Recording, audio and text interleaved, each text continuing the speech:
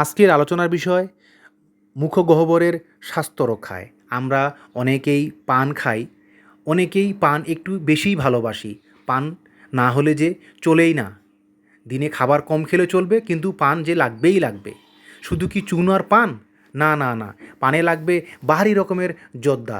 যদি সাথে টান হয়, হয়তো আর একটু বেশি ভালোই হয়।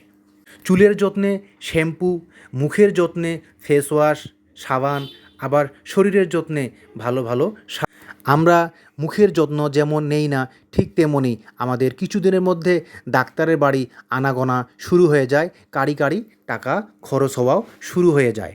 মুখগহ্বরের স্বাস্থ্য রক্ষায় মধু ব্যবহৃত হয়।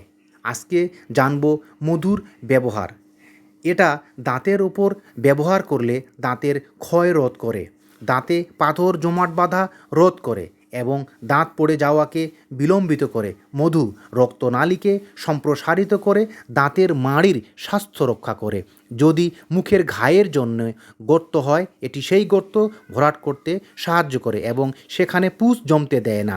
মধু মিশ্রিত পানি দিয়ে গড়গড়া করলে মাড়ির প্রদাহ দূর হয়। ভালো থাকবেন, সুস্থ থাকবেন। মধুর ব্যবহার, মধু খাবেন।